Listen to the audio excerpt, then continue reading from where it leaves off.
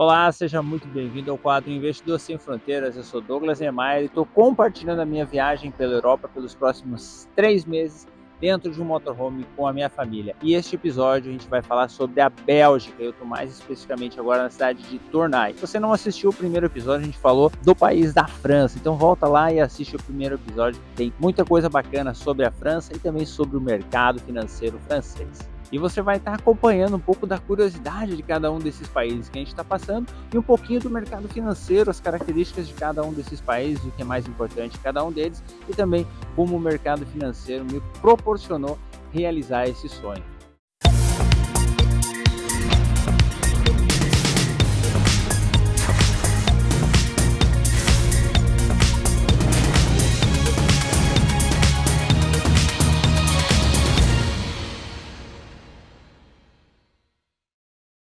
E agora a gente está aqui na cidade de Bruges, na Bélgica, uma cidade fantástica, uma cidade com uma arquitetura medieval muito bem conservada. Eu e minha esposa nós viemos para cá 8 anos atrás, quando éramos só nós dois, e agora nós resolvemos também passar por aqui durante a nossa viagem para mostrar esse lugar maravilhoso para os nossos filhos. A Bélgica é um país excepcional. Ela tem o chocolate belga, quem gosta de chocolate. Eu estava sem comer chocolate, sem comer doce nos últimos praticamente 7 meses e aí aqui inevitavelmente tive que quebrar esse jejum de doce, né? Porque é uma oferta gigantesca de doce, chocolate e também o waffle belga, que é fantástico. Então, Bélgica é um país maravilhoso pela arquitetura, tem mais de 3.000 castelos, a gente vai conhecer alguns castelos ainda ao longo dessa viagem e foi um país que está chamando muita atenção justamente porque cada cidadezinha que a gente para, a gente tem uma surpresa à parte.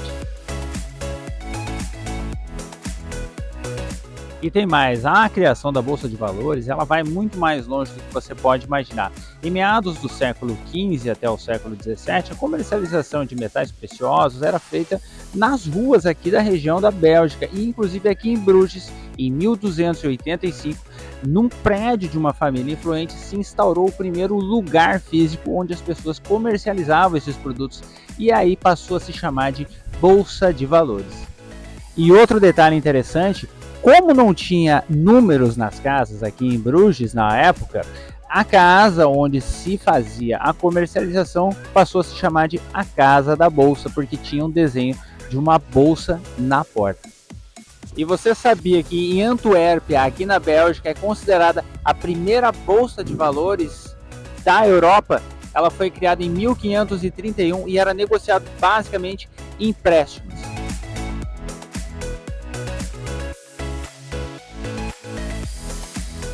Vamos falar um pouquinho aqui das crises que aconteceram no mercado belga. A primeira delas foi lá em 29, com a Grande Depressão. Ela começou lá na queda da Bolsa de Nova York e se espalhou rapidamente pelo mundo, incluindo a Bélgica, assim como também na França. E a crise ela foi exacerbada pela deflação e falências bancárias e uma queda drástica na demanda global. E com isso, aproximadamente 20% da força de trabalho belga ficou desempregada. Estima-se que mais de 1.000 empresas foram à falência aqui na Bélgica. E a Bolsa de Bruxelas, inclusive, ela perdeu 50% do seu valor de mercado entre 29 e 32. E assim como a Bélgica, muitos outros países adotou uma política keynesiana, ou seja, aumentando o gasto público para estimular a economia. Projetos de obras públicas foram iniciados para criar empregos e também melhorar a infraestrutura. E assim, o desenvolvimento de tecnologia e também investimentos significativos na infraestrutura, incluindo estradas, ferrovia, instalação pública, ajudou muito a criação de empregos e aumentar a demanda interna. E também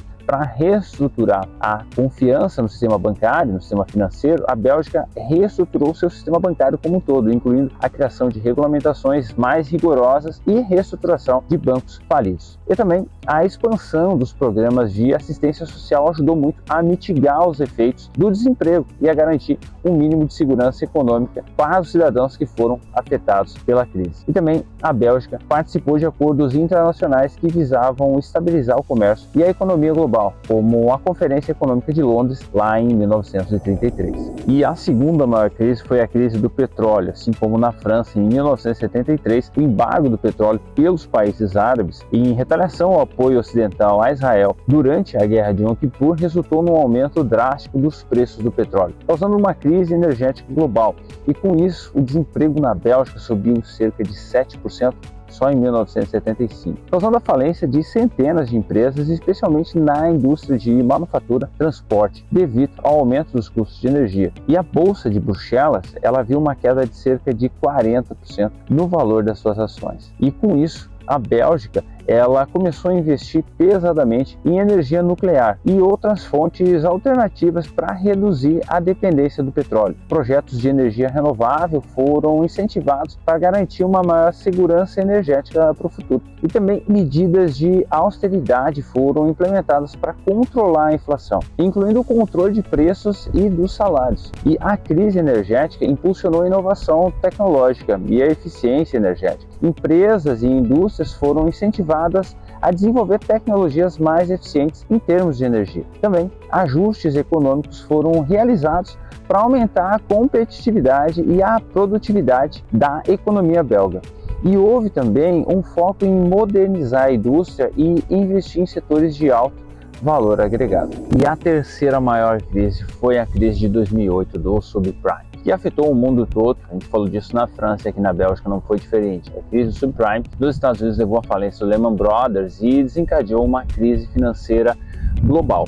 E o colapso do mercado de crédito e a perda da confiança dos bancos afetou gravemente a economia belga. E a taxa de desemprego na Bélgica ela subiu para cerca de 8% só em 2009.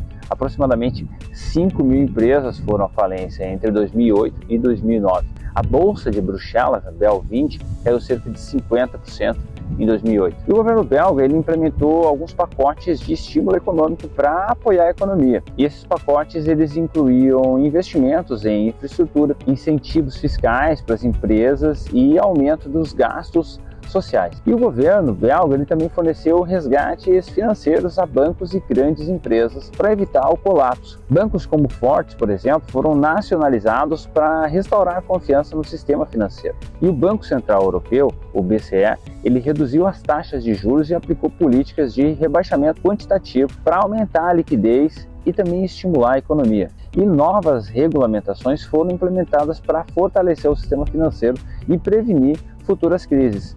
E isso incluiu maior supervisão bancária e requisitos de capital mais rigorosos. E também programas de requalificação e treinamento profissional foram estabelecidos para ajudar os trabalhadores deslocados a encontrar novos empregos em setores em crescimento. E a Bélgica também participou de iniciativas internacionais de recuperação, incluindo as medidas coordenadas pela União Europeia para estabilizar a economia e também o sistema financeiro global.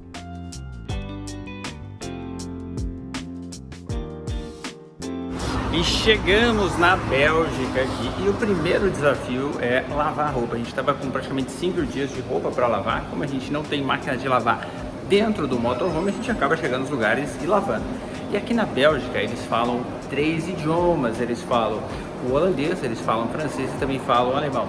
E para entender esse sistema aqui, a gente precisou entender aqui as placas aqui de como que funciona. E aqui as máquinas elas são self-service total, né? Então você chega, você prepara a sua roupa, você coloca ela na máquina de lavar e você coloca ela na máquina de secar. No início pareceu um pouco complicado, a gente foi lá, entendeu como que funciona e tudo mais. Foi lá, colocou, deu 5 minutinhos ali, a gente estava com o negócio prontinho, rodando, e em 40 minutos a gente lavou a roupa e secou a roupa. Por que eu estou falando isso para você? No mercado financeiro, a tecnologia ela é um aliado muito forte para a gente poder fazer dinheiro. A gente pode simplesmente deixar as ferramentas, deixar o mercado financeiro lá, as ferramentas lá configuradas, trabalhando para a gente poder fazer outras coisas. É isso que eu faço, eu gosto de usar o meu tempo para fazer. No caso agora a gente está fazendo essa viagem de 3 meses e simplesmente eu uso o mercado financeiro para potencializar os meus resultados, operando ele com estratégias automatizadas que me dão uma flexibilidade imensa de poder fazer um monte de coisa. No mercado, muitas vezes as pessoas acham que as ferramentas são difíceis de usar, diferente, aquela coisa, não sabe como funciona. Basta parar um pouquinho e entender como elas funcionam para daí você poder tirar o melhor proveito delas e usar o seu tempo de forma muito mais eficiente.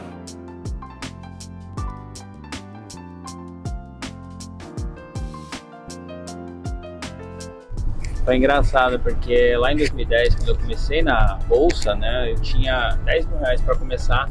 Eu tinha um dinheirinho já em fundo de investimento, eu já tinha alguma coisa em renda fixa. E nessa época eu já ganhava razoavelmente bem, trabalhava com tecnologia, foi onde eu fiquei 20 anos dentro desse mercado, trabalhando dentro de multinacionais, desenvolvendo software. E peguei esses 10 mil reais, bem nessa época minha mãe falou o seguinte: Douglas, quem sabe você pega, eu tinha 24 anos na época, minha mãe falou o seguinte: Douglas, quem sabe você pega esse dinheiro e você compra um terreno, tem um loteamento que vai abrir aqui na cidade, e cada terreno custa 5 pau. Eu falei: não, eu vou ficar rico na bolsa. Foi legal, porque eu tomei uma rasteira, botei os 10 pau na OGX na época. E, pô, quem é dessa época aí sabe o que aconteceu, né? O grupo do Eike Batista lá, tem até uma série na Netflix que fala sobre essa época aí da OGX, né? Do grupo Eike. Bom, perdi o dinheiro, né? Virou um farelo. E depois de perder essa grana, eu peguei e fiquei, né, dentro dessa linha de comprar ações. Segui a recomendação, né? Eu comecei a assinar algumas. Ali já tinha algumas coisas de casos de análise, ainda, principalmente as corretoras tinham alguma carteira recomendada. E aí eu fui lá e comecei a comprar um pouquinho todo mês de ações, né? Só que ficava só no Brasil na época, ainda não operava fora, não tinha dinheiro fora e tal. Nessa época, o que aconteceu, assim, chegou até 2016, mais ou menos, 2015 para 2016, eu tinha praticamente menos dinheiro do que se eu somasse tudo que eu tinha aportado. Porque, pô, eu entrava no momento errado na ação, não tinha leitura gráfica ainda, só ia naquela ideia de Warren Buffett, de comprar e tudo mais. Não tem nada de errado quem faz isso, tá? Eu sei que pra mim, assim, que pô, eu queria mais, eu sabia que, pô, podia tirar mais, eu sempre tinha essa vontade de chegar em algum momento da minha vida e poder, pô, usufruir da grana que eu tinha guardado. Só que aí eu comecei a ver que estava cada vez mais longe, porque o dinheiro que eu colocava, ele ao invés de crescer, ele diminuía. Porque eu eventualmente comprava o negócio a 10 reais, a ação a 10 reais, depois caía, aí a casa de análise lá dizia que era para tirar ela, para botar outra no lugar. Eu sei que eu ficava trocando dinheiro com o mercado e colocando dinheiro e tal, e eu não via o negócio crescer.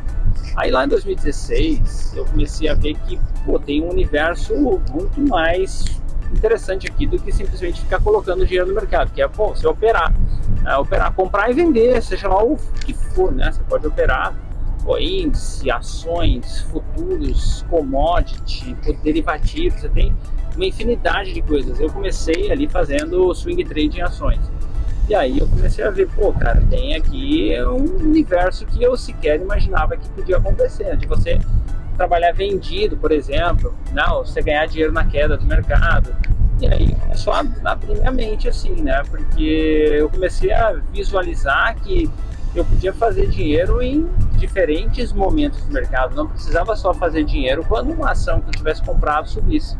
Aí eu comecei a visualizar que muito provavelmente eu poderia, pô, usufruir melhor do meu dinheiro do que simplesmente ficar comprando. E aí que as coisas começaram a acontecer de forma muito mais saudável, porque eu comecei a ver meu dinheiro crescer, eu comecei a estudar sobre padrões gráficos, comecei a estudar sobre análise técnica, comecei a frequentar um monte de treinamento, comecei a frequentar um monte de ambientes onde as pessoas também faziam aquilo. E aí, naturalmente, a coisa começou a evoluir muito melhor, né? E aí, poxa, logo depois também entrou o universo de automações, que a gente vai trocar nesse assunto em outro momento. Mas o ponto principal foi realmente, assim, a virada de chave foi operar o mercado. Nada contra quem compra ações por longo prazo e tal, mas eu acredito que, com base em tudo que eu já testei, assim, que você consegue extrair muito mais do mercado se você tiver uma postura um pouco mais ativa, né? Você ser um cara que, poxa, troca com o mercado, você opera e tal. Então, na minha percepção, foi o que deu certo para mim, né? Então, é o que eu tô compartilhando com vocês aqui.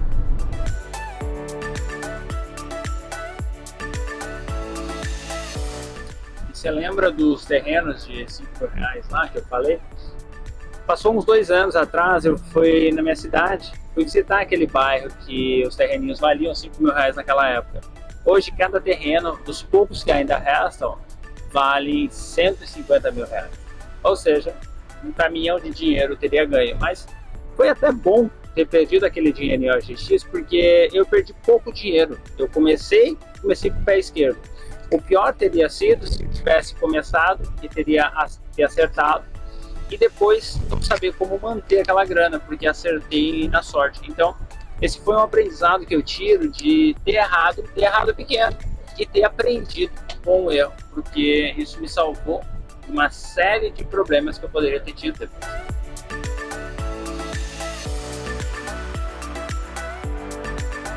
E não poderia faltar aquela foto de turista aqui na Bélgica, em frente a um dos principais cartões postais aqui da cidade de Bruxelas. Assim como em Paris, a gente tem a Torre Eiffel, que é um dos principais cartões postais da cidade. Aqui também, esse monumento, o Atômio, é um dos principais cartões postais da Bélgica. Ele foi construído inicialmente lá em 1958, depois restaurado lá em 2004 até 2007. E todo mundo vem aqui fazer aquela foto de turista assim, ó, como eu tô fazendo agora aqui, ó. Feita a foto. Esse monumento, ele tem a forma de um cristal elementar de ferro que foi ampliado em 165 milhões de vezes. Olha que loucura. Lá em 1958 já pensaram nisso, já fizeram isso, e isso me faz lembrar uma coisa interessantíssima sobre a alavancagem no mercado financeiro. Você que opera o mercado, você que está buscando operar o mercado, você já deve ter ouvido falar em alavancagem. A alavancagem, ela também faz esse tipo de coisa com o seu dinheiro. Você pode trabalhar o seu dinheiro, né? Você tem lá, por exemplo, $1.000 lá na corretora, você pode operar mais de $1.000 porque a corretora dá para você alavancagem, ou seja, você operar com um dinheiro que você não tem. Isso é bom e ruim ao mesmo tempo. Por que, Douglas? Olha só, lá atrás eu tomei um tufo operando alavancado em Petrobras. Eu tinha praticamente R$100 mil na corretora na época e eu fiz uma operação de R$1 milhão. Olha que maravilha! Se a operação desse certo, bom, eu tinha botado um caminhão de dinheiro no bolso. Só que a operação deu errado, tá? Deu errado. E ao invés de eu estopar aquela operação no momento que deveria ter estopado, o que o imbecil aqui fez? Simplesmente não estopou a operação e deixou a operação correr contra. Eu estopei a operação com 7% de lucro. 7% de lucro na época.